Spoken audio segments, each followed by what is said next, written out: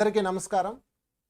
ఈరోజు మనం ఆత్మ సంయమనం గురించి చెప్పుకుందాం. ఆత్మ సంయమనం ఎందుకంటే ఇది లేక మన జీవితంలో ఎంత ఆధ్యాత్మిక వ్యక్తులైనా ఎంత ఉన్నత స్థాయికి వెళ్ళినా వాళ్ళ జీవితం కిందకి పడిపోతూ ఉంటుంది. సింపుల్గా చెప్పాలంటే వైకుంఠపాళి తెలుసు కదా మీకు. మనం ఒక చెస్ బోర్డ్లో ఉంటుంది, ఆడుతుంటాం. 4 మెట్లు ఎక్కుతాం, 2 మెట్లు ఎక్కుతాం, 4 గళ్ళు దాటుతాం, 5 గళ్ళు, 6వ గడిలో పాము నోట్లో పడతాం, మళ్ళీ కిందకు వచ్చేస్తాం, మళ్ళీ వెళ్తాం. ఇలాగే జీవితం ఉంటుంది. సో ఆధ్యాత్మిక వ్యక్తుల యొక్క సాధనలో కూడా ఇది ఉంటుంది. అందుకని దీనిని కృష్ణ భగవానుడు ప్రత్యేకంగా చెప్తాడు అర్జునుడికి. ఆత్మ సంయమనం. సంయమనం అంటే స్థిత ప్రజ్ఞత అనమాట. అంటే బ్యాలెన్స్, ఎమోషనల్ బ్యాలెన్స్. మన ఎమోషన్స్ అన్నిటినీ బ్యాలెన్స్ చేసుకోవాలి. అది అలాగా ఈరోజు మనం టాపిక్ చెక్ చేసుకుందాం ఫ్రెండ్స్. ఎందుకంటే ప్రపంచవ్యాప్తంగా ప్రతి 3 సెకండ్లకి 2 ఆత్మహత్య చేసుకుంటున్నారు వరల్డ్ వైడ్గా. చూడండి ఇది ఎంత భయంకరమైన సునామీయో. ఇతర జబ్బులు, కరోనా వచ్చో లేకపోతే ఇంకోటి వచ్చో చచ్చిపోయి లెక్కేస్తే చాలా తక్కువ. దీన్ని ఎవరు పట్టించుకోవట్లా. దీని మీద ఎవరైతే స్ట్రాంగ్గా మైండ్ని తయారు చేసుకుంటారో వాళ్ళ జీవితం అద్భుతంగా ఉంటుంది. ఎందుకంటే ఎప్పుడు ఎవరు ఎలా ఉంటారో ఎవరికి తెలియదు. ఎప్పుడు ఎవరు తమ జీవితాన్ని డిస్టర్బ్ చేసుకుంటారో ఎవరికి తెలియదు. కనుక ఆత్మ సంయమనాన్ని సాధిస్తే మీరు ఎప్పటికీ కూడా ఉన్నతాలలో ఉంటారు, ఎప్పటికీ ఉన్నతత్వంగా ఉంటారు. ఆత్మ సంయమనాన్ని మనం తెలుగులో లేదా మన వాడుక భాషలో చెప్పుకోవాలంటే ఎమోషనల్ బ్యాలెన్స్. ఓకే, మన ఎమోషన్స్ అన్నిటిని బ్యాలెన్స్ చేసుకోవటం, ఇది ఆత్మ సంయమనం అంటే. అయితే ఆత్మ సంయమనం వేరు, ఎమోషనల్ బ్యాలెన్స్ వేరు. ఇదే చిన్న కిటుకుంది. ఆత్మ సంయమనం అంటే లోపల నుంచి అన్ని బ్యాలెన్స్ చేయడం. అర్థమవుతుందా ఫ్రెండ్స్? చాలామంది 2 రకాల మనుషులు మీకు పరిచయం చేస్తాను. ఒక మనిషి ఏమో బాగా ఎమోషన్ అయిపోతుంటాడు, కానీ లోపల చాలా కూల్గా ఉంటాడు. ఇంకొక మనిషి ఏమో బయట చాలా కూల్గా ఉంటారు. అస్సలు మీరు వాళ్ళని చూసి ఎంత ప్రశాంతంగా ఉన్నారనుకుంటారు, కానీ లోపల వాళ్ళు ఎగిరిపోతూ ఉంటారు. వాళ్ళకి హార్ట్ ప్రాబ్లమ్స్ అలాంటివి వస్తుంటాయి అనమాట. అసలు ఈయనకి ఆ ప్రాబ్లం రాకూడదే అనిపిస్తుంది మనకి. గయ్యాళి గంపలా కనపడ్డ వాళ్ళు చాలా కాలం జీవిస్తారు. చాలా కూల్గా ఉన్నవాళ్ళు టుపొక్కమని పోతుంటారు హార్ట్ అటాక్తో. కారణం ఏంటి అంటే వాళ్ళ లోపల ఇన్సైడ్ ఆత్మ సంయమనం లేదు, దేహ సంయమనం, ఎమోషనల్ బ్యాలెన్స్ ఉన్నాయి. అందుకని మనం అక్కడ కొడదాం. ఆత్మ సంయమనాన్ని కనుక చేయగలిగితే మొత్తం మన చేతిలోకి వచ్చేస్తాయి. ఆ కోపం చూపించాలంటే చూపిస్తారు, వద్దనుకుంటే ఆగిపోతారు. అందుకని కృష్ణ భగవానుడు ఆత్మ సంయమనం చెప్పాడే కానీ ఎమోషనల్ బ్యాలెన్స్ చెప్పలేదు. అవన్నీ బయట ఉండేవి. బయట ఉండే ఎలా ఉన్నా పర్వాలేదు, ఇవాళ ఉంటే రేపు పోతాయి. కానీ లోపల ఉన్న ఆత్మ యొక్క చైతన్యాన్ని సంయమనం అంటే ఆ బ్యాలెన్స్ చేయగలిగితే, నీ ఆధార్యంలో నువ్వు ఉండగలిగితే సమస్తం కంట్రోల్లో ఉంటుందని చెప్పడానికే మనం ఈ టాపిక్ తీసుకున్నాం. సో ఫ్రెండ్స్, ఈరోజు మనం ఈ టాపిక్లో ముఖ్యంగా ఎందుకు తీసుకున్నామంటే, ఇప్పుడు రోజుకి ఎన్నో వేల మంది ఆత్మహత్యలు చేసుకొని చనిపోతున్నారు. అంటే సుందరమైన జీవితం కదా, ఎందుకు అలా చనిపోతున్నారు? వాళ్ళకి బుద్ధి లేదా, తెలీదా, అజ్ఞానంలా అంటే ఎవరో కూడా చెప్పలేరు. ఆ సమయంలో ఏం జరుగుతుందో మీరు కూడా అనొచ్చు, నేను అలాంటి పని చేయనండి అని. కానీ ప్రతి మనిషి తన జీవితంలో 4 సార్లు ఆత్మ చేసుకోవడానికి ప్రయత్నం చేస్తాడట. ఇది శాస్త్రవేత్తలు, మానసిక శాస్త్రవేత్తలు చెప్తున్నారు. ప్రతి మనిషి తన జీవితంలో కనీసం 4 సార్లు చచ్చిపోదాం అనుకుంటాడు, లేదా చచ్చిపోతే బాగుంటుంది అనుకుంటాడు, లేదా చంపేద్దాం అనుకుంటాడు. అంటే తన యొక్క ఎమోషన్స్ అంత పతాక స్థాయికి వెళ్ళిపోతాయి. దీనికి కారణం ఏంటంటే వాడి యొక్క ఆత్మ సంయమనం లోపించడమే. ఫ్రెండ్స్, మనం లోపల కనుక కంట్రోల్ చేయగలిగితే, పగ్గాలు కనుక చేతిలోకి రాగలిగితే, అంటే మీ ఆత్మలో సంయమనం రాగలిగితే, భౌతికంలో, అభౌతికంలో, కాలంలో, కాలాతీతంలో మనం అద్భుతంగా జీవించవచ్చు. చాలామంది, నేను ఒక సంఘటన చెప్తాను. చాలా ధ్యానం చేసి ఎంతో శక్తులు, ఎంతో మాస్టర్, ఎంతో గొప్పవాళ్ళు అనుకున్న వాడు కూడా ఆత్మహత్య చేసుకొని చనిపోయిన వాళ్ళు ఉన్నారు. ఎంతో ఉన్నత తలాల్లోకి వెళ్ళి అలాగా బ్యాలెన్స్ అయిపోయిన వాళ్ళు ఉన్నారు. ఎందుకు ఇలా ఉన్నారంటే ఆత్మ సంయమనం సాధించలేదు. వాళ్ళు దేహ సంయమనం సాధించారు, లేకపోతే మనసు సంయమనం సాధించారు, అన్నిన్ని సాధించి ఉండొచ్చు. కానీ ఆత్మ సంయమనం లేనప్పుడు మొత్తం బూడిదలో పోసిన పన్నీర్ అవుతుంది. అందుకని ఫ్రెండ్స్, ఈరోజు దీని మీద మనం చెప్పుకుంటే, ఈరోజు టాపిక్లో ముఖ్యమైన పాయింట్ ఇది, చాలా అవసరమైన పాయింట్. అంత విషాదకరమైన మాట చెప్తాను చూడండి. ఒక రోజుకి 20 మంది తల్లులు తమ పిల్లలను చంపి చనిపోతున్నారు ఆంధ్ర రాష్ట్రంలో, ఉభయ తెలుగు జిల్లాల్లో. ఈ మధ్యకాలంలో పేపర్లు చూడలేదా మీరు? పలానా చోట ఒక ఆమె భర్తతో గొడవపడి చనిపోయింది, తమ పిల్లోని బావిలో విసిరేసి తను దూకేసింది, లేదా రైలు కట్ట మీద దూకేసింది పిల్లోడితో సహా, తల్లి పిల్లలతో సహా ఆత్మహత్యలు ఎన్ని చూసుంటారు మీరు. వీటన్నిటి కారణం ఏంటి?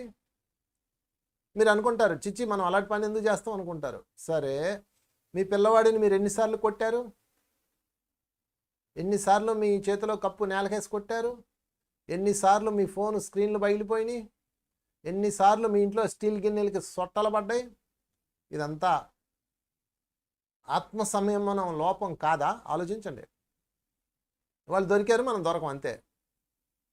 కనుక ఫ్రెండ్స్, ఆ ఎమోషనల్ ఇన్బ్యాలెన్స్ ప్రారంభమయ్యేది మనసు నుంచి. మీరు గట్టిగా నేలకేసి కొట్టిన ప్లేట్లు ఎన్ని ఉన్నాయి చూడండి. ఎన్నిసార్లు మీరు కంచాలు ఇసిరేసి ఉంటారు, అంట్లు గిన్నెలు కానీ నేలకేసి కొట్టి ఉంటారు. ఆ ఇసురు వచ్చింది అంటే మీ యొక్క మనసు సరిగా లేదు. మనసు సరిగా లేదంటే దాని వెనుకున్న బుద్ధి సరిగా లేదు, అది కప్పబడిపోయింది.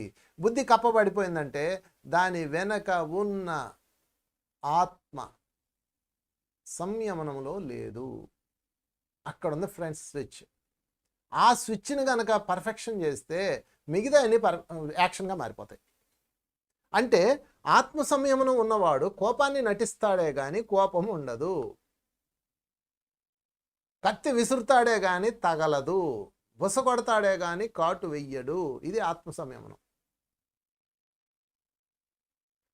బుద్ధి సంయమనం వేరు, మనసు సంయమనం వేరు. మనసు సంయమనం ఉన్నవాడు తన్నించుకుంటాడు అందరి చేత, అందరినీ తంతాడు. బుద్ధి సంయమనం ఉన్నవాడు అందరి చేత తన్నించుకుంటాడు. ఆత్మ సంయమనం ఉన్నవాడు ఎవరిని తన్నడు, ఎవరితో తన్నించుకోడు, కృష్ణుడిలాగా జీవిస్తాడు. కనుక ఫ్రెండ్స్, ఆత్మ సంయమనం మీద దృష్టి పెట్టండి, ఫోకస్ చేయండి. ఆత్మ సంయమనాన్ని సాధించిన వాళ్ళ మీద ఫోకస్ చేయండి. ఉన్నారు, చరిత్రలో చాలామంది ఉన్నారు. సో ముందు బుద్ధి సంయమనం, మనసు సంయమనం మీద కొన్ని టాపిక్స్ చెప్తాను, ఎందుకంటే అది ముందు అవసరం కాబట్టి. ఇక్కడ నుంచి యాక్చువల్గా కంట్రోలింగ్ అంతా అక్కడ ఉంటుంది, అది కంట్రోల్ చేస్తే ఇది మొత్తం కంట్రోల్ అవుతుంది. ఆబు ఉస్మాన్ అని ఒక ఆయన ఉన్నాడు, మంచి తత్వవేత్త అనమాట. అతనికి ఆత్మ సంయమనం బ్రహ్మాండంగా ఉంది. అతను ఏం చేశాడంటే, వాళ్ళ ఇంటి దగ్గర అన్నదమ్ములు ఉంటారు కదా, వాళ్ళ వదిన వీళ్ళు ఉంటారు కదా, వాళ్ళతో గొడవలు అనమాట. వీళ్ళ ఫ్యామిలీ అంటే వాళ్ళకి పడదు. ఈయన ఇంట్లో నుంచి బయటికి రాగానే ఆమె ఏం చేసిందంటే, కావాలని బూడిద ఉంటుంది కదా, బూడిద అంటే పొయ్యిలు ఉంటాయి కదా, ఆ రోజుల్లో బూడిదంతా ఎత్తి కావాలని పైనుంచి ఈయన మీద పోసింది ఒకరోజు. పోస్తే ఆబు ఉస్మాన్ పక్కన ఉన్న వాళ్ళు చూసి, ఏంటండి అన్యాయం, దాష్టికం, మీ మీద కావాలని బూడిద జల్లిందండి అంటారు. అనగానే ఆయన వెంటనే అంటాడు, సంతోషించవయ్యా, మా వదిన నిప్పులు జల్లలేదు, ఆ బూడిదలో నిప్పులు లేవు, ఆరిపి మరీ వేసింది, ఎంత గొప్పది అంటాడు. మిగతా చుట్టుపక్కల ఉన్న వాళ్ళందరికీ కాలిపోతుంటుంది, మండిపోతుంటుంది. ఆబు ఉస్మాన్కి ఎలాగలా మాట్లాడగలిగాడు అంటే ఆత్మ సంయమనం. తర్వాత వాళ్ళ సంగతి తేలుస్తారు, అది వేరే విషయం. ఎప్పుడైతే మీరు ఆత్మను సంయమనం చేయగలిగారో, బ్యాలెన్స్ చేయగలిగారో, అంటే అక్కడ మిగతా అన్ని కంట్రోల్ అయిపోతాయి, మిగతా అన్ని మీ చేతిలోకి వచ్చేస్తాయి పగ్గాలు. అదే అక్కడ లేదనుకోండి, ఈయన వెంటనే ఆ మీద కాలబడిపోతాడు. ఇదే విధంగా సోక్రటీస్ జీవితం చూద్దాం. అంటే ఈరోజు ఆత్మ సంయమనాన్ని సాధించిన వ్యక్తుల గురించి పరిచయం చేస్తూ వెళ్తా. రెండో క్యారెక్టర్ సోక్రటీస్ గారు. సోక్రటీస్ గారు వాళ్ళ భార్య ఏం చేస్తుందంటే, పొద్దున్నే ఈయన అందరూ పిలుస్తాడు, ఇంటికి వస్తారు కదా ఎవరో ఒకళ్ళు, తత్వవేత్తలు, ఈ ఆధ్యాత్మికతలకి ఎవరో ఒకళ్ళు వస్తుంటారు మాట్లాడడానికి. వచ్చి, అయ్యా మేము అలాగా మాట్లాడుకుంటుంటారు కుర్చీల్లో కూర్చొని ఇంట్లో. పొద్దున్నే ఆయన భార్య అంటది, వచ్చారా దరిద్రులు, పొద్దున్నే కొంపకు తగలబడ్డారా, ఇంక ఇదే పనే మీకు, ఇంకేం పని లేదా అని తిడతాం మొదలు పెడుతుంది. ఎందుకంటే ఈయన ఆధ్యాత్మిక వ్యక్తి కానీ ఆమె కాదు కదా. వెంటనే సరే పదండి బయటికి పోదాం అని ఈయన వాళ్ళని తీసుకొని బయటకు వస్తాడు. అంటే ఛాయ్ అడుగుతాడు అనమాట. ఏమే ఫ్రెండ్స్ వచ్చారు, కొంచెం ఛాయ్ పెట్టే అంటాడు. అనగానే ఆమె తిట్లు లగ్గించుకుంటుంది. అప్పుడు ఆయన ఏం చేస్తాడంటే, ఓకే బయట తాగుదాం పదండి అంటాడు అని వాళ్ళని తీసుకొని వస్తాడు. వీళ్ళు ఏమాత్రం ఫీల్ అవ్వలేదు కదా, ఆమెకు ఇంకా ఈగో హర్ట్ అవుతుంది అని చెప్పేసి వెంటనే ఆమె ఏం చేస్తుందంటే డాబా మీదకి వెళ్ళి అక్కడి నుంచి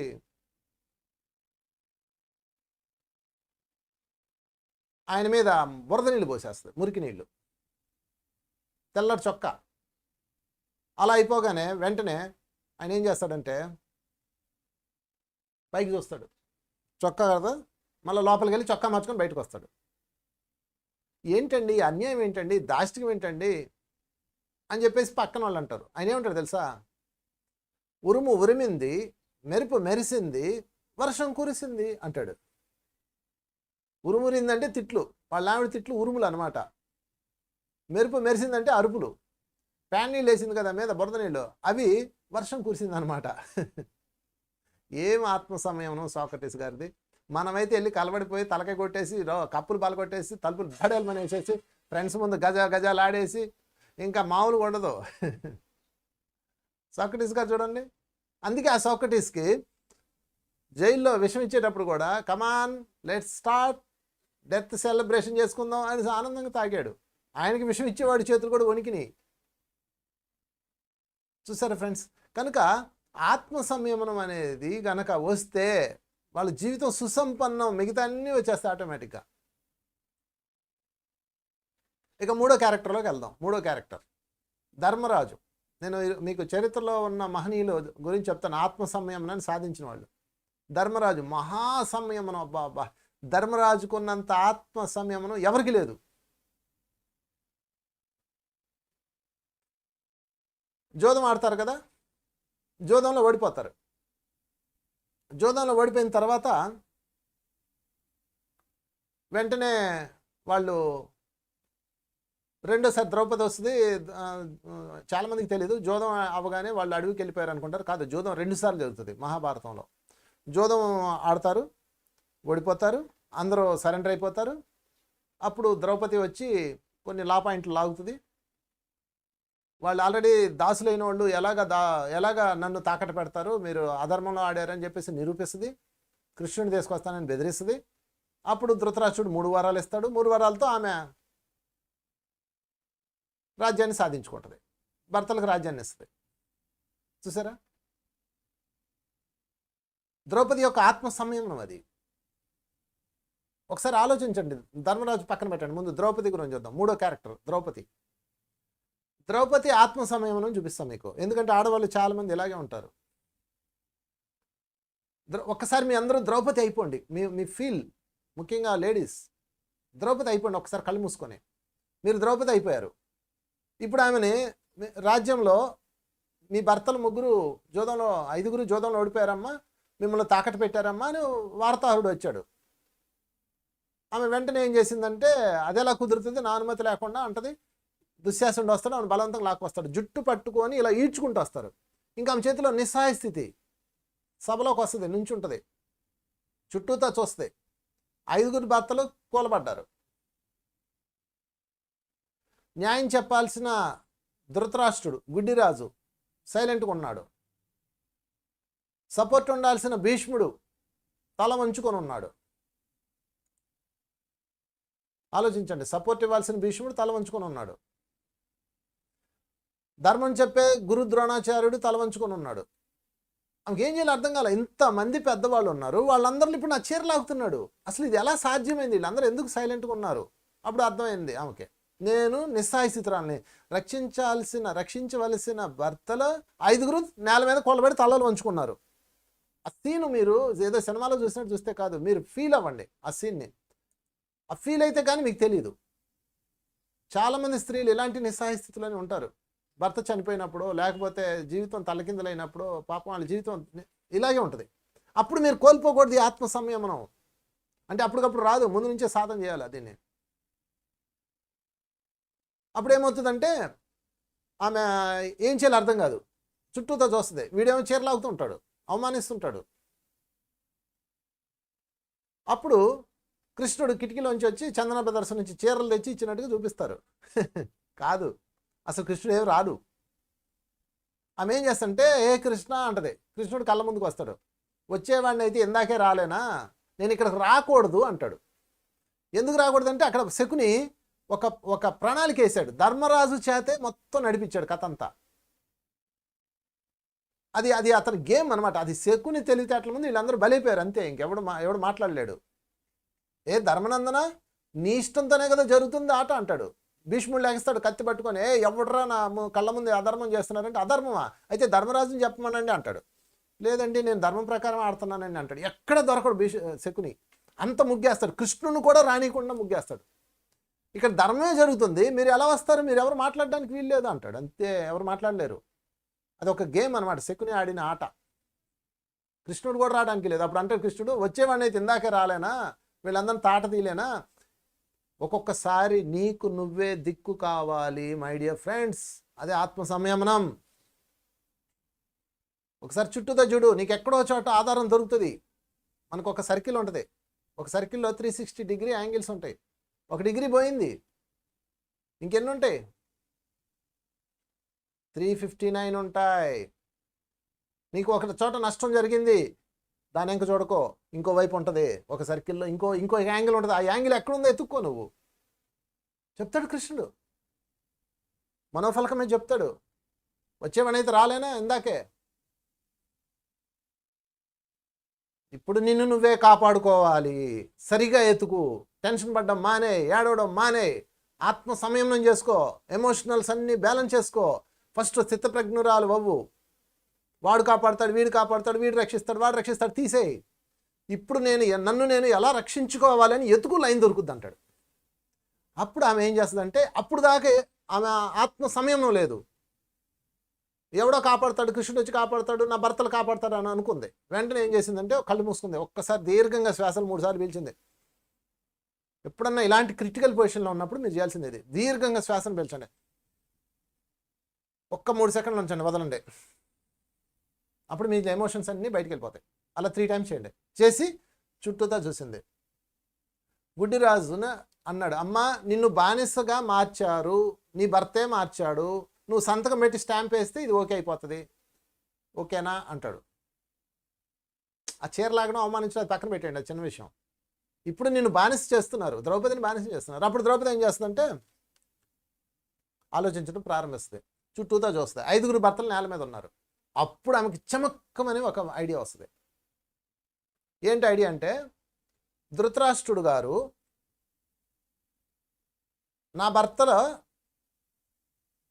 నన్ను తాకట్టు పెట్టాడు అంటున్నారు కదా, తానోడి నన్నొడ్డినా, నన్నొడ్డి తానోడినా అని అడుగుతుంది. దీన్ని ఇంకా అర్థమయ్యే భాషలో చెప్పాలంటే, తాను ఓడిపోయాక నన్ను తాకట్టు పెట్టాడా, లేకపోతే అంటే తనను తాను తాకట్టు పెట్టుకున్నాక నన్ను తాకట్టు పెట్టాడా, లేకపోతే నన్ను తాకట్టు పెట్టాక తనను తాను తాకట్టు పెట్టుకున్నాడా, ముందు నేనా తనా అని అడుగుతుంది. లేదమ్మా, ముందు 4 తమ్ముళ్ళని పెట్టేశాడు, తర్వాత రాజ్యం అంతా అయిపోయింది, 4 తమ్ముళ్ళని పెట్టేశాడు, తర్వాత తనను తాను తాకట్టు పెట్టుకున్నాడు, ఇక ఆఖరిగా వేరే దారి లేక నిన్ను పెట్టాడు అని చెప్తాడు. నిజంగా అదే జరుగుతుంది. అప్పుడు ఆమె ఏమంటారు తెలుసా ఫ్రెండ్స్, అయితే ధృతరాష్ట్రుడు గారు తనను తాను తాకట్టు పెట్టుకున్నాక, అంటే తనను తాను బానిసగా మార్చుకున్నాక ఇంకా తనకి హక్కు ఎక్కడ ఉంటుంది నన్ను పెట్టడానికి? ఒక బానిసకి తన భార్య మీద హక్కు ఉండదు, నన్ను ఎలా తాకట్టు పెట్టగలడు అంటది. అనగానే ధృతరాష్ట్రుడు, అర్రే పొరపాటు జరిగిందమ్మా, కరెక్టే అంటాడు. అంటే అధర్మే కదా అంటది. అధర్మం జరిగిందమ్మా అంటది. చాలు నాకు ఈ విషయం, ఇప్పుడే నేను కృష్ణుడికి ఫోన్ చేస్తాను, వచ్చి మీ తొగడ తీస్తాడు. ఎందుకంటే అధర్మం జరిగితే కృష్ణుడు రావచ్చు, అధర్మం జరగకపోతే కృష్ణుడు రాకూడదు, అది రూల్.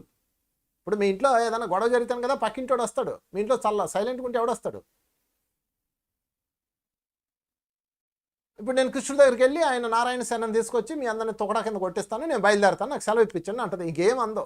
దాంతో ధృతరాష్ట్రుడు గుండెలో రాయబడుద్ది, వామ్మో ఏం కానీ వెళ్ళిందంటే కృష్ణుడు వచ్చి మొత్తం నాశనం చేసేస్తాడు, అలా వద్దమ్మా, పొరపాటు జరిగిపోయిందమ్మా అని చేతులు పట్టుకొని డీల్ కుదుర్చుకుందాం అంటాడు. చూసారా దారికి వచ్చాడు. ఆత్మ సంయమనం ఇది. డీల్ ఏంటి డీల్? 3 వరాలు కోరుకో అంటాడు. ఓకే, మొదటి వరం నా భర్తలు 5గురిని విడిపించేయి, ఓకే శాంక్షన్. 2వ వరం వాళ్ళ రాజ్యం వాళ్ళకి ఇచ్చేయి, శాంక్షన్. 3వ వరం ఏం కావాలి కోరుకుంటా, నాకు అక్కర్లేదు పోయి అంటది. నువ్వేంది నాకు ఇచ్చేది, ఇప్పుడు నా రాజ్యం వచ్చేసింది, నా భర్తలు వచ్చారు, నేను మహారాణిని, నేనే నీకు ఇస్తాను వరం కోరుకుంటా. తెలుసా మీకు? అది ఆత్మ సంయమనం. ఇస్తున్నాడు కదా అని తీసుకోదు, 3వ వరం తీసుకోదు, అడగదు, నాకు అక్కర్లేదు ఉంచుకో అంటది. కాదమ్మా ఇస్తానన్నాను కదా తీసుకోమంటది. నువ్వు నాకు ఇచ్చేదేంటి, ఇప్పుడు నేను మహారాణిని, ఎందుకంటే రాజ్యం తిరిగి వచ్చేసింది, భర్తలు తిరిగి వచ్చేసారు, ఇంకా నేను మహారాణిని, నువ్వు నాకు ఇచ్చేదేంది, నేనే నీకు ఇస్తాను కోరుకో అంటది. ధృతరాష్ట్రుడు బుర్ర పాడైపోతుంది. ఇంకా మొత్తం మీద వాళ్ళందరినీ తీసుకుని ఇంటికి వచ్చేస్తాయి. ఇది ద్రౌపది సాధించిన ఆత్మ సంయమనం. ప్రతి స్త్రీ ఈ విధంగా ఉండాలి. జీవితం తల్లకిందులైనప్పుడు ఏడవడం మానేయాలి. వాడు కాపాడతాడు, వీడు కాపాడతాడు, వాడు చేస్తాడు, వీడు చేస్తాడు ఆలోచించడం మానేసి నీకు ఏదో ఒక దారి ఇస్తాడు ఈశ్వరుడు, ఆ దారి ఏంటో పట్టుకోవాలి. ఇస్తాడు. చూడండి, భర్త చనిపోయాడు, 2 పిల్లలు ఏడుస్తూ కూర్చున్నారు. ఏం జరుగుతుంది? తిరిగి వస్తాడా భర్త?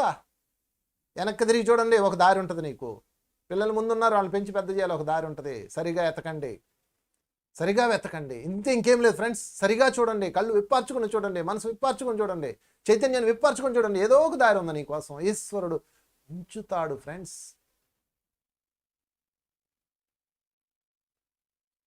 అది ఆత్మ సంయమనం. తర్వాత మళ్ళీ రెండోసారి జోదంకి వస్తారు.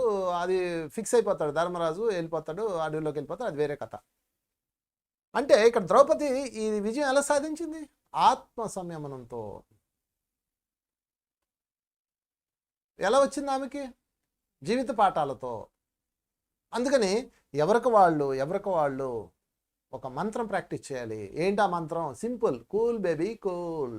ఎవరికి వాళ్ళు చెప్పుకోవాలి. మిమ్మల్ని ఎవరో ఒకళ్ళు డిస్టర్బ్ చేస్తారు, ఇంజన్ రేసిపోతుంటారు.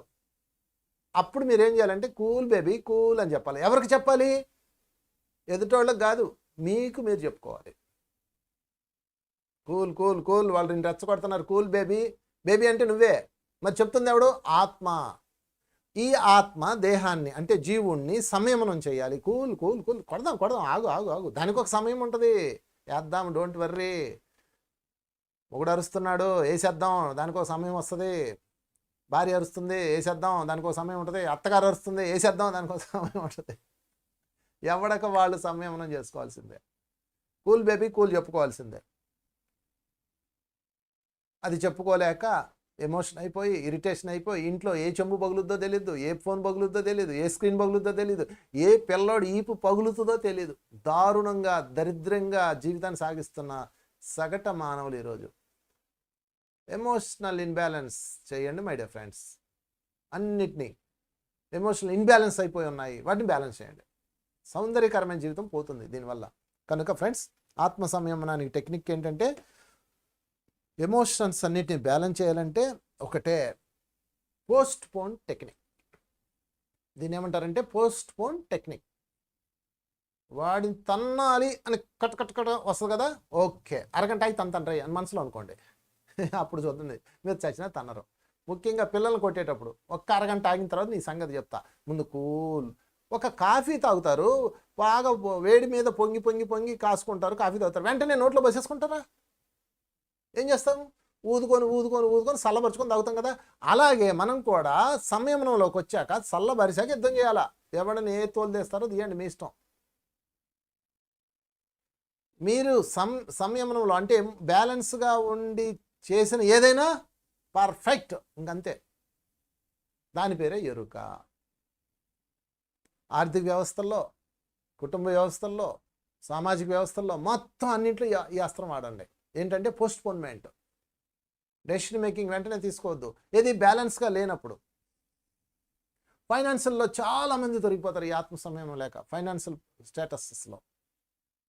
ఈ ఆత్మ సంయమనం ఎప్పుడైతే లేదో అప్పుడు మీరు ఏం చేస్తారంటే, ఫర్ ఎగ్జాంపుల్ మీకు ఒక మిత్రుడు ఉంటాడు, ఎవడో వస్తాడు, ఇది కట్టేయండి, ఇది అసలు ఎంత అనుకున్నారు, ఇది అంత అనుకున్నారు, ఇది ఎంత అనుకున్నారు అని చెప్పేస్తుంటాడు. నెట్వర్క్ బిజినెస్లో అవ్వచ్చు, ఇంకోటి అవ్వచ్చు. మీరు ఏం చేస్తారంటే మీ ఎమోషన్ ఇన్బ్యాలెన్స్ అయిపోయి మీరు దూరిపోతారు, ఏలు పెడతారు. తర్వాత అది పీకోలేక ఇంకో దానిలో చేయబెడతారు, అది లాక్కోలేక ఇంకో దానిలో పెడతారు. ఈ తర్వాత మొత్తం మీద అప్పులు గొట్ట అయిపోతుంది సంసారం. ఎందుకంత అయింది? ఆత్మ సంయమనం లేకే. అందుకని ఆత్మ సంయమనం కావాలంటే మీరేం చేయాలంటే, ఒక డెసిషన్ మేకింగ్కి అంటే ఒక నిర్ణయం తీసుకునేటప్పుడు, పెద్ద నిర్ణయాలు తీసుకునేటప్పుడు పోస్ట్పోన్ చేయండి. 3 times, ఒకసారి కూడా కాదు, 2 సార్లు, 3 సార్లు పోస్ట్పోన్ చేయండి. ఇదే పోస్ట్పోన్ టెక్నిక్ అంటారు. ఈలోపు మీ ఆత్మ సంయమనం సెట్ అయిపోద్ది. ఎందుకంటే చూడండి, ఇది ఆత్మ, ఇది మనసు, లేదా ఇది బుద్ధి, ఇది మనసు అనుకోండి. ఈ మనసు ఏం చేస్తుందంటే దీని మీద కొట్టేస్తుంది, తొక్కేస్తా అనమాట. మనకు బుద్ధి ఎక్కువ ఉండదు కదా, మనసు ఎక్కువ, ఎమోషన్స్ ఎక్కువ ఉంటాయి కదా. ఈలోపు మన ఎవడో ఒకడు ఉంటాడు కదా మన చుట్టుపక్కలోడు, వాడు వచ్చి మనల్ని రెచ్చగొట్టేస్తుంటాడు అనమాట. అది తీసుకో, ఇది తీసుకో, అది చెయ్యి, ఇది చెయ్యి, నీకెందుకు ఇది అయిపోద్ది చెయ్యి అంటాడు. మనం వెళ్ళిపెట్టేస్తాం. ఎంతన్నా జస్ట్ ₹2 ఇంట్రెస్ట్ తెచ్చి చేసామంటే అయిపోద్దన్నా చెప్తారు, అవుట్. ఇక్కడ పెద్ద ఫ్యాక్టరీ వస్తుంది, పెద్ద ఎయిర్పోర్ట్ వస్తుంది, ఎంత అనుకున్నావు అసలు ఇది ఎంత మారిపోతుంది తెలుసా నీకు, అర్జెంట్ 2 ఉన్నాయి ఇంకేం లేవు, ఈ టైం దాటితే ఇంక దొరకదు, అలా పోడుస్తుంటారు.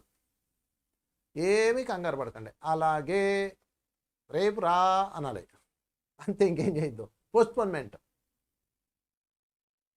ఎమోషనల్లో వ్యాపారాలు చేసి రోడ్ల మీద పడ్డ జీవితాలు ఎన్నున్నాయో కదా. మానవుడికి ఆశ కన్నా డేంజర్ ఏంటో చెప్పమంటారా? ఇదే ఎమోషనల్ ఇంబ్యాలెన్స్. అవన్నీ చిన్నవే. కనుక ఫ్రెండ్స్, ఆత్మ సంయమనం అన్నది అత్యంత ముఖ్యమైనది. పోస్ట్పోన్మెంట్ దానికి ముఖ్యమైన అస్త్రం. గుర్జీఫ్ తెలుసా? గుర్జీఫ్ వాళ్ళ అబ్బాయికి చెప్పాడు, ఒరే జీవితంలో ఎప్పుడైనా ఏదన్నా చెయ్యాలి అనుకున్నప్పుడు నువ్వు ఎమోషనల్ ఇన్బ్యాలెన్స్ అయి చెయ్యొద్దు, ఒకరోజు సమయం తీసుకొని చెయ్యి అని చెప్తాడు. వాడిని ఎవడో తిడతాడు గుర్జీఫ్ని, తిట్టగానే వాడిని చాలా పెద్ద గొడవ అవుతుంది, వాడిని కొడదామని వెళ్తాడు. మా నాన్న చెప్పాడు రా, ఒక్కరోజు ఆగమన్నాడు కదా, రేపు వచ్చి నీ సంగతి చెప్తా అని వెళ్ళిపోతాడు. 2వ రోజు కథని ఎమోషనల్ అన్నీ బ్యాలెన్స్ అవుతాయి, ఆత్మ సమయం సెట్ అవుతుంది. 2వ రోజు వాడిని కొట్టి వాడిని చంపి నేను జైలుకి ఎందుకు అబ్బాయి వెళ్ళడం, చావుని ఆడి పాపాన్ని ఆడిపోతాడు అని వదిలేస్తాడు. చూసారా? అందుకని ఫ్రెండ్స్, మీరు మౌనం ప్రాక్టీస్ చేయండి బాగా. ఆత్మ సంయమనానికి ఇది గుడ్ క్యారెక్టర్స్. ఒకటి మనం లైన్లో చెప్పుకుంటూ వచ్చాము ఒక్కొక్కరిని. ఇంకొక క్యారెక్టర్ చెప్తాను. ఆత్మ సంయమనం చేసుకున్న గొప్ప క్యారెక్టర్స్ మహాభారతంలో అవ్వచ్చు, రామాయణంలో అవ్వచ్చు, చరిత్రలో ఎన్నెన్నో ఉన్నాయి. సీతాదేవిని చెప్పుకుందాం. సీతాదేవి ఎంత ఆత్మ సంయమనం చేసుకుందో తెలుసా? రావణాసుడి దగ్గరికి వెళ్ళిన తర్వాత ఆమె ఒకటే అర్థమైంది ఆమెకి, నేను ఇరికించబడ్డాను, నేను కిడ్నాప్ చేయబడ్డాను, ఇప్పుడు నేను అరిచి గోలెట్టి ప్రయోజనం లేదు, సరెండర్ అవ్వడం తప్ప వేరే దారి లేదు. స్త్రీలకు అంతే కదా. వాడు కిడ్నాప్ చేశాడు. ఈ రోజులంటే టెక్నాలజీ ఉంది, ఆ రోజులు ఏం లేదు కదా. ఓకే, అయినా సరే నేను ఇక్కడే కూర్చుంటాను, చెట్టు కింద కూర్చుంది. చెట్టు కింద కూర్చున్న తర్వాత ఆమెకి ఒక టీంని ఏర్పాటు చేశాడు రావణాసుడు. ఆ టీం పని ఏంటంటే ఆమె యొక్క ఆత్మ సంయమనాన్ని చెడగొట్టి రావణాసుడే గొప్పవాడు, రావణాసుడు మించిన అందగాడు లేడు, రావణాసుడు అంతటోడు నిన్ను ఇష్టపడటం జన్మల వరం అని రోజు బాకాలు బాయించేయడానికి ఒక బ్యాచ్ని పెట్టాడు. వాళ్ళు 24 గంటలు ఇదే పనే. ఏందమ్మా, నా మాటినమ్మా, రాముడు ఎందుకమ్మా, ఆడెప్పుడు వస్తాడమ్మా, ఇది ఈయన చేసుకోమ్మా అని ఒక ముసలిదే, ఇలాగ అందరూ చెప్పేవాళ్ళు. ఒక్క స్త్రీ మాత్రం మాట్లాడేది కాదు. ఆమె పేరు త్రిజట. రావణాసుడు పెట్టిన టీంలో ఒక స్త్రీ మాత్రం మాట్లాడేది కాదు. అప్పుడు రోజుకి ఆత్మస్థైర్యాన్ని కోల్పోతుంది ఈమె. అది ఎవరికైనా అంతే, మనమైనా అలాంటి పరిస్థితులు ఉంటే అంతే. సీతాదేవి అశోకవనంలో ఉన్నప్పుడు రాముడు వస్తాడో రాడో తెలీదు. ఎందుకంటే ఒకసారి ఆలోచించండి, కొన్ని సముద్ర మధ్యలో ఉన్న దీవిలో, మనుషులు ఫ్లై అవ్వలేని దీవిలో, వేరే మనుషులు చేరలేని ప్లేస్లో రావణాసుడు ఉన్నాడు. అసలు అక్కడ ఉన్నాడన్న విషయం రాముడికి తెలుసో లేదో. జీపీఎస్లు లేవు, వాట్సాప్ టెక్నాలజీ లేదు, ఫోనులు లేవు. అప్పుడు పరిస్థితి ఏంటి? ఆమె ఏ ఆలోచనలో ఉంటుంది మీరే ఆలోచించండి.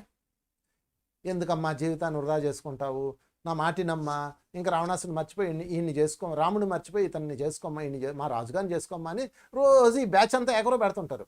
అప్పుడు సీతాదేవి ఆత్మ సంయమనం కోల్పోతూ ఉంది. కొంచెం తగ్గిపోతుంది రోజుకి. ఇంకా రాముడు రాడేమో అని ఆమె దుఃఖం వచ్చేస్తూ ఉంది. ఏం చేస్తుంది ఇంకా? అప్పుడు ఆమెకి త్రిజట కనపడుతుంది.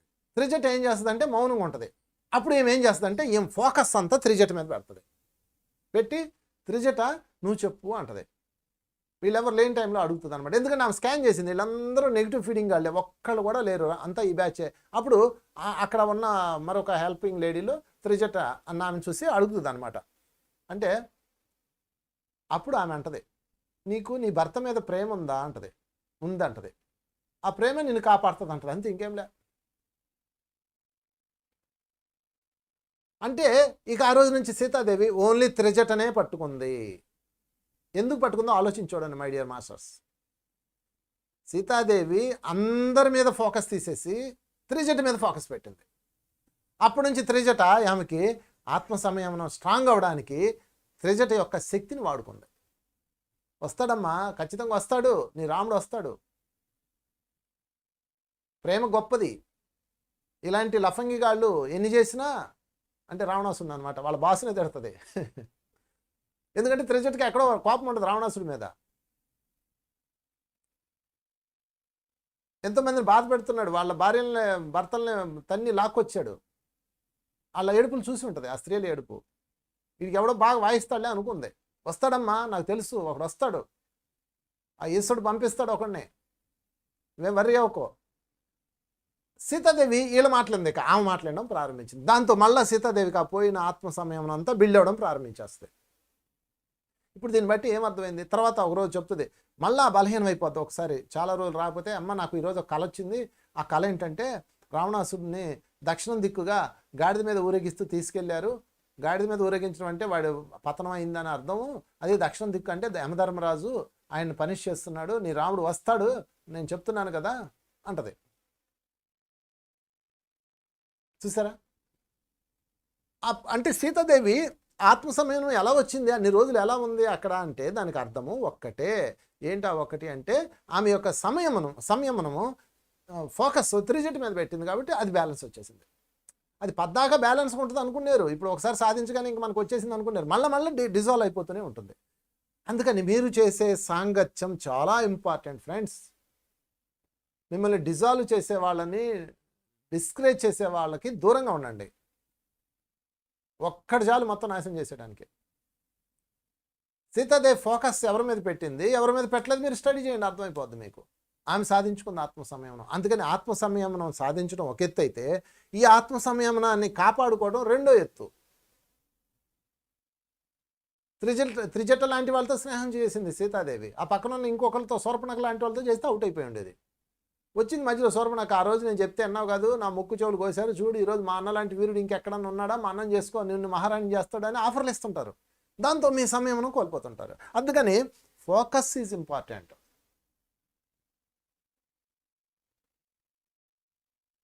ఆ ఫోకస్ పెట్టుకునే వ్యక్తులు ఇంపార్టెంట్. అందుకే మీ చుట్టూతో ఒక సజ్జన వింగ్ మీరు తయారు చేసుకోవాలి. దుర్జన వింగ్ ఎక్కువ ఉంటుంది, 80%, 90% ఉంటే 99% దుర్జన వింగ్ ఉంటే అందులో ఒక్కడు ఉంటాడు సజ్జన, ఆ ఒకడిని పట్టుకోవాలి. అలాగా మీ ఆత్మ సంయమనం కాపాడుకోవచ్చు.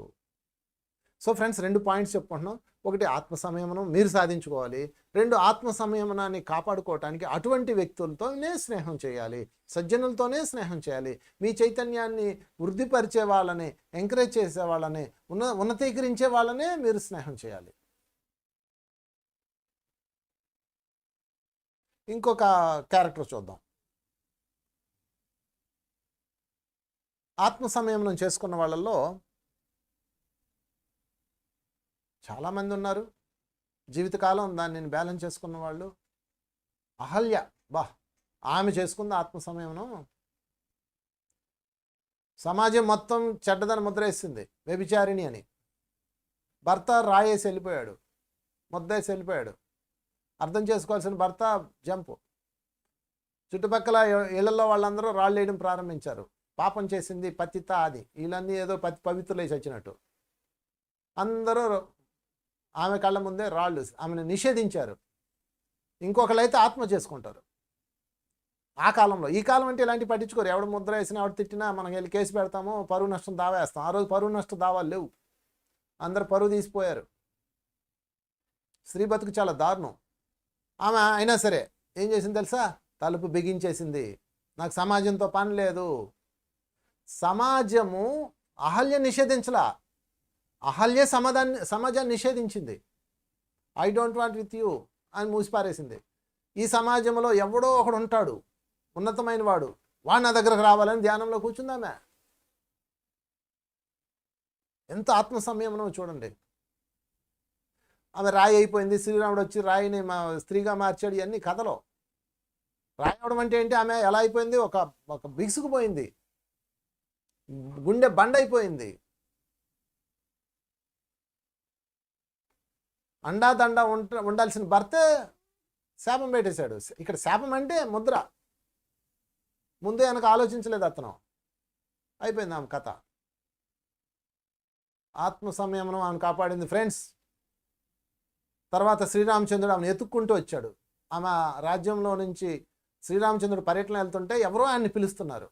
రానాయన నా దగ్గరకు రా, ఇక్కడ ధర్మాన్ని నిలుపు, ధర్మ ప్రతిష్టం కోసం తిరుగుతున్నావు కదా, రా అని పిలుస్తుంది ఆమె. ఆశ్రమం ముందు నుంచి వెళ్తుంటే, ముందు నుంచి అంటే ఆ ఏరియాలోకి వెళ్తాడు. అప్పుడు గురుగారు అక్కడ ఎవరున్నారు ఆశ్రమంలో అంటారు. అది శపించబడ్డదే ఆశ్రమం, అటు వెళ్ళొద్దా అని చెప్పి అందరూ చెప్తాడు. విశ్వామిత్రుడు అంటాడు ఎల్లు నాయన అంటాడు. లోపలికి వెళ్తాడు. లోపలికి వెళ్ళగానే ముడుక్కొని ధ్యానంలో కూర్చొని ఎండిపోయి డొక్కైపోయి ఉంటుంది అన్ని సంవత్సరాలకి. అమ్మా లే అంటాడు. అప్పుడు ఫస్ట్ టైం ఆమె ఆశ్రమంలోకి ఒక మనిషి వచ్చాడు. అంటే ఎందుకంటే ఆమె అంటరాంది అయిపోయింది. ఆమె నేరం అంత పెద్దది దాని కింద వేసింది. అంటే ఆ రోజుల్లో అలా ఉండేది. అది ఈ రోజు లివింగ్ రిలేషన్లో ఉన్నా ఎవడు అడగడానికి లేదు. అది ఎవడిష్టం ఆడిది. సమాజం మారిపోయింది. అదంతా తప్పు, నీచం, అల్పం అనే వాళ్ళు అంటానే ఉంటారు. ఎవడు గోల ఆడితే ఎవడేం చేస్తాడు. సరే అదంతా పక్కన పెడితే అహల్య తన మీద పడ్డ ముద్దరిని, సరే తప్పు చేసిందో రైట్ చేసిందో మనం ఎవరు మాట్లాడడానికి, ఆమె ఇష్టం, ఆమె జీవితం, ఏమన్నా చేయని.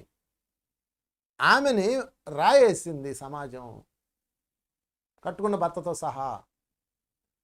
దాన్ని శ్రీరామచంద్రుడు వచ్చి ఆమెను చేయబెట్టుకుని బయటికి తీసుకొచ్చి, పతితులు అంటూ ఎవరూ లేరు, శపించబడ్డ వాళ్ళు అంటూ ఎవరూ లేరు అని ఆమెని బయటికి తీసుకొస్తాడు. శ్రీరామంతటోటి తీసుకొచ్చాడు. ఇంకా నోరు మూసుకొని ఉంటుంది సమాజం. ఆమె మీద ఆ కళంకం పోతుంది. ఓ శాపం విముక్తురాలు అయిపోయిందని మళ్ళా పండగ చేశారు ఈ జనం. ఇక్కడ శాపం లేదు, శాప విముక్తి లేదు, ఉన్నది ఒకటే సంయమనం. అలాంటి విపత్కర పరిస్థితులు మీరు ఎలా ఉన్నారు? అహల్య ఇంకో పని చేయొచ్చు. అహల్య దగ్గర శక్తి లేదు అనుకుంటున్నారు ఏంటి? అహల్య భర్తను శాపం పెట్టేయచ్చు, ఆ ఊరి జనాలందరూ నాశనం అయిపోవాలని చేసేయచ్చు. కానీ అది మళ్ళీ ఆమె కర్మ అవుతుంది. మిలారేప అలాగే చేశాడు. సో అహల్య ఆత్మ సంయమనంతో తనను సాధించుకొని శ్రీరాముడిని రప్పించుకొని she is perfect man, there is no doubt అని స్టాంప్ వేసి సంతకం పెట్టాడు. ఇంకేంటి, ఎవడు మాట్లాడతాడు ఇక్కడ? అహల్యకి గుడి కట్టాడు తెలుసా? గౌతముడికి గుడి లేదు ఈరోజు. అహల్య మాతకి గుడి ఉంది. చూడండి ఆమె ఏం సాధించిందో. మై డియర్ ఉమెన్స్, ఎందుకు భయపడతారు? ఎందుకు సిగ్గుపడతారు? ఎందుకు దోషపడతారు? ఆత్మ సంయమనం దేన్నన్నా లాక్కొస్తుంది. శ్రీరాముని లాక్కొచ్చింది. వాళ్ళు ఏంటి?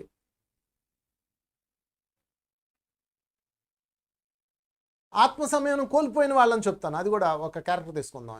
ఇందాక చెప్పుకున్నాం మిలారప, తర్వాత క్యారెక్టర్. ఈ మిలారప అన్న ఆయన ఏం చేశాడంటే, బాగా చిన్నప్పుడు బంధువులు అందరూ మోసం చేశారు, ఆస్తి నష్టం చేశారు. దాంతో ఆయన ఏం చేశాడు, చక్కగా వాళ్ళ అమ్మగారు ఏం చేశారంటే, అరే వీళ్ళని తాట తీయాలంటే ఇలా కాదు, నువ్వు మంత్రాలు నేర్చుకోపో అని చెప్పేసి బ్లాక్ మ్యాజిక్ నేర్చుకోమంటది. అదే చేతబడులు అలాంటి వెళ్ళి నేర్చుకొని వడగళ్ళ వాని గురిపించి అందరిని నాశనం చేస్తాడు, ఊరినంతా తగలబెట్టేస్తాడు. ఆయనకి అదంతా చెత్త అనిపిస్తుంది. కొన్నాళ్ళకి అనిపించి ఆయన ఏం చేస్తాడంటే, ఇలా కాదు, నేను కరెక్ట్గా లేను, ఇదంతా ఏదో మనశ్శాంతి లేదు నాకు అని చెప్పేసి ఎత్తుకుంటూ ఒక గురువుని ఎత్తుకుంటూ వెళ్తాడు. మార్పా గారు ఆయన గురువు పేరు. మార్పా అన్న ఆయన దగ్గరికి వెళ్తాడు. ఆయన ఆ రోజు నుంచి ఈయన చావు కొడతాడు. ఆయన ఒకడే మోక్షం ఇవ్వగలడు నీకని అందరూ చెప్తారు. అక్కడికి వెళ్తాడు. ఆ మార్పా గారు ఈయన్ని చావు కొట్టి చెవులు మోస్తాడు. అలా ఇలా కాదు, మోక్షం ఇవ్వడం దేవుడు ఎరుగు. ఆ చరిత్ర చదవండి, మిలారప జీవిత చరిత్ర చదవండి, అర్థం అవుద్ది. అప్పుడు అడుగుతాడు ఒకరోజు, ఆయన భార్య అడుగుతుంది, ఎందుకు ఆయన అలా చావు కొడుతున్నావు అని.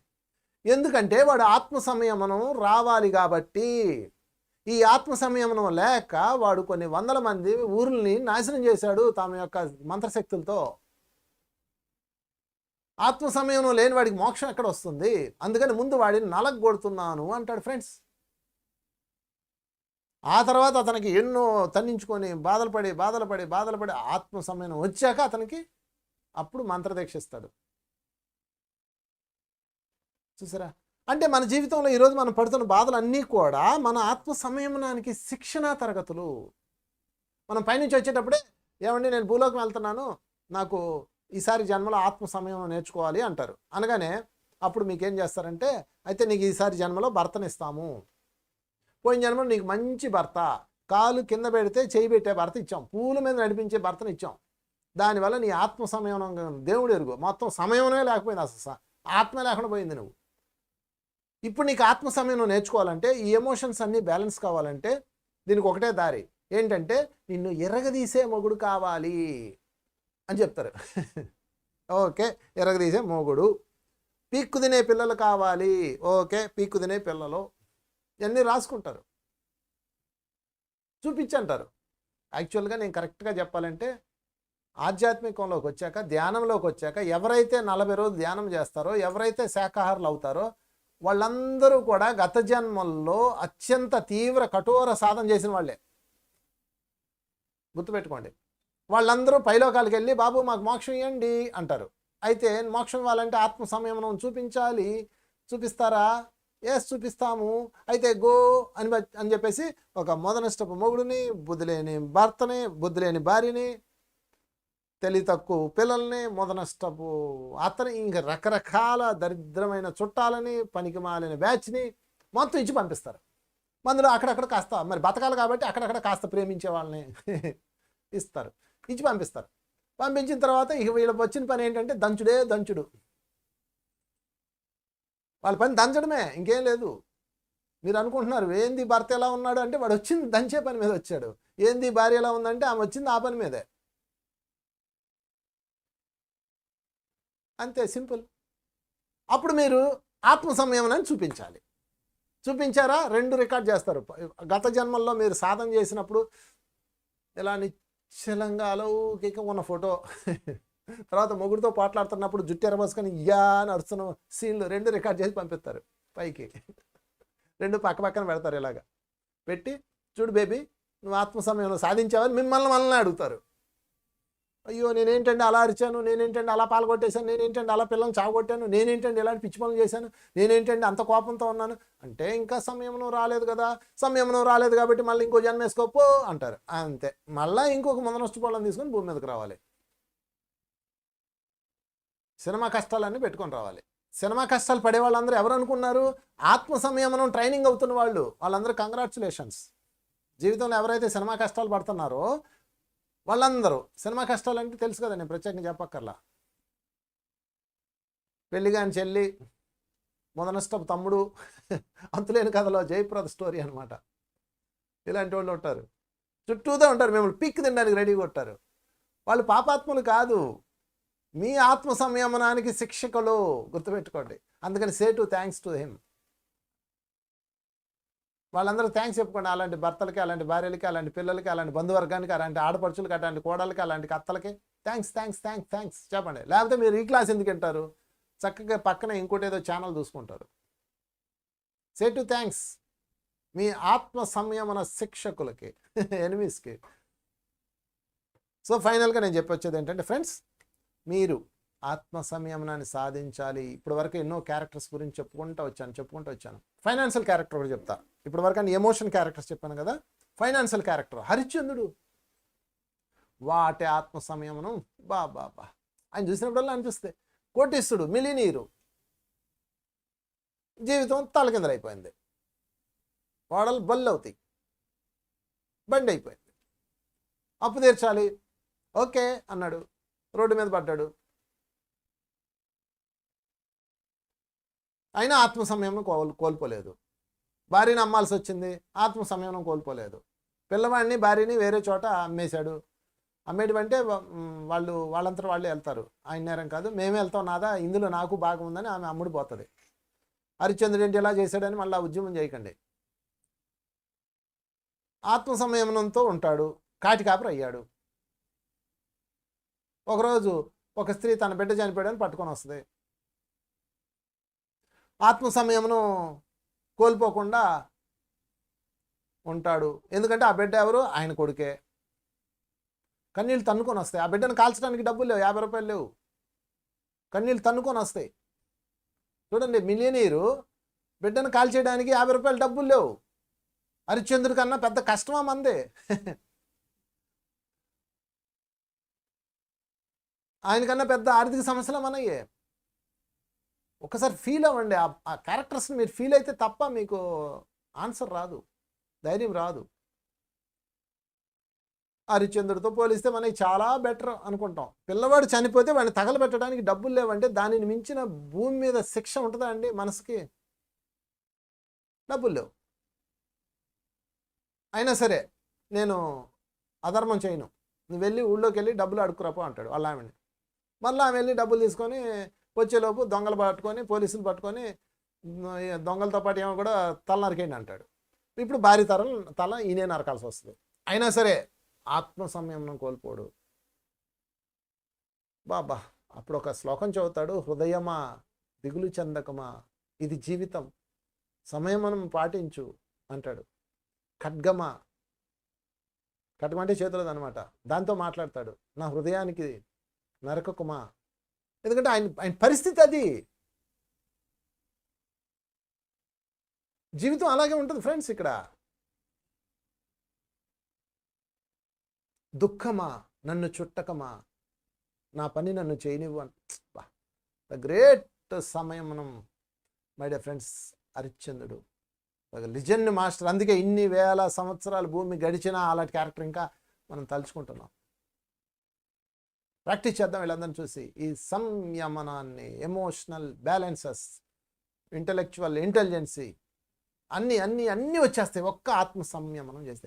ఆత్మ సంయమనం చేయాలంటే ఒకటే చేయాలి, ఒకటే ధ్యానం చేయాలి. ప్రతిరోజు కళ్ళు రెండు మూసుకొని ధ్యానంలో కూర్చోవాలి. ఉచ్ఛ్వాస నిశ్వాస, ఉచ్ఛ్వాస అవి ఎదగోలా అంటది, ఉచ్ఛ్వాస నిశ్వాస, ఉచ్ఛ్వాస నిశ్వాస, చాలేదు అంటది, ఓకే ఉచ్ఛ్వాస నిశ్వాస. అలాగా మీరు ఎంతసేపు కూర్చోగలిగితే అంతసేపు కూర్చోండి, మినిమం 1 అవర్ వేసుకోండి.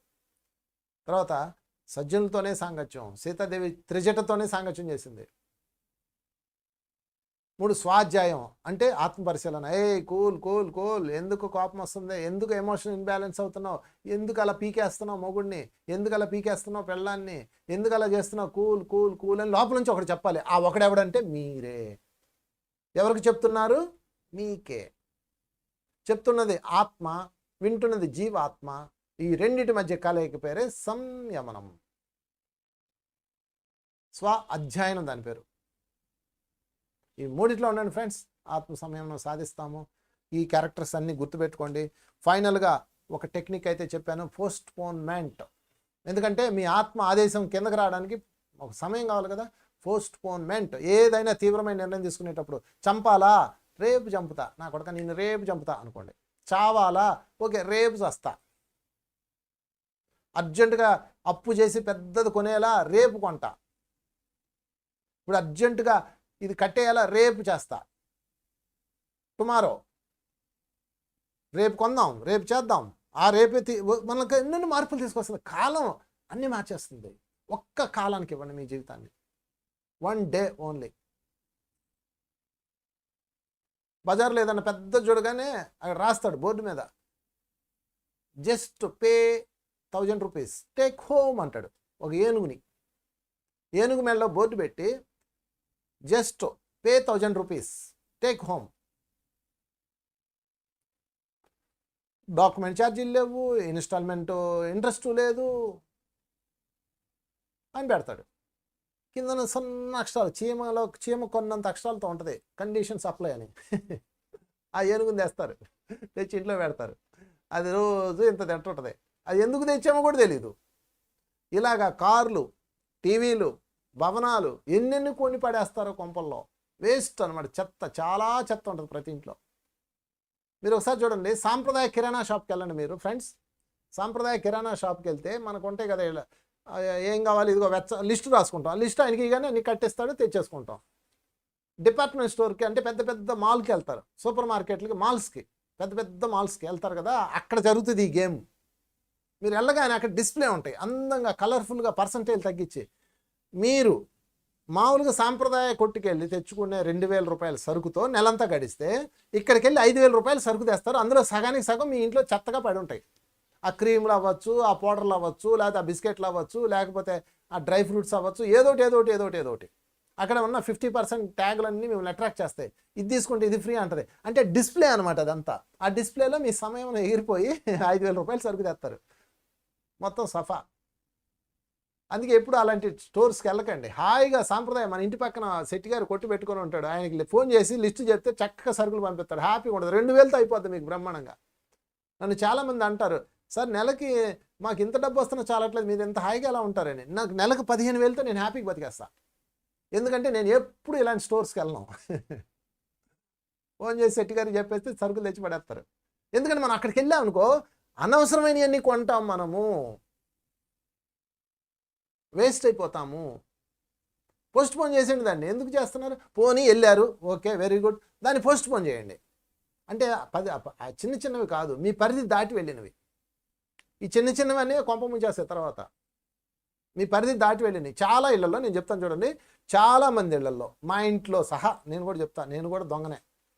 మినిమం మీ ఇంట్లో ఉన్న అన్ని ఆర్టికల్స్ అవ్వచ్చు, లేకపోతే అరమరలో ఉన్నాయి అవ్వచ్చు, బీరువాల్లో ఉన్నాయి అవ్వచ్చు, మీరు కొనుక్కొచ్చిన ఈ రకరకాల కొంటుంటాం కదా, చూసినప్పుడల్లా ఆర్డర్లు ఎత్తుంటాయి. ఇంక ఇది చాలదు అన్నట్టు ఇదిగో అమెజాన్లు ఇవన్నీ అద్భుతమైన డిస్ప్లే ఉంటుంది మార్కెట్.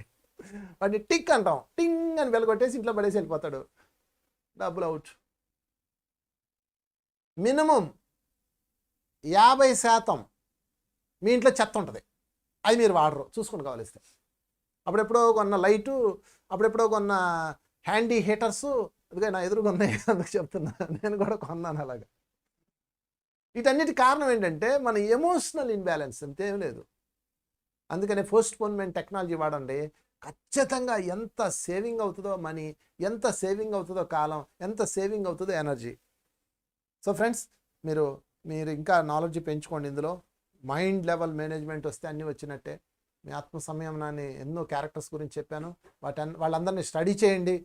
మీ జీవితం విపత్కరంలో ఉన్నప్పుడు అప్పటికప్పుడు రాదు, ఇది ముందు నుంచే ఆ సాధన చేయాలి. ద్రౌపది అప్పుడు అలా గెలిచిందంటే కేవలం ముందు నుంచి ఆమె సాధకురాలు.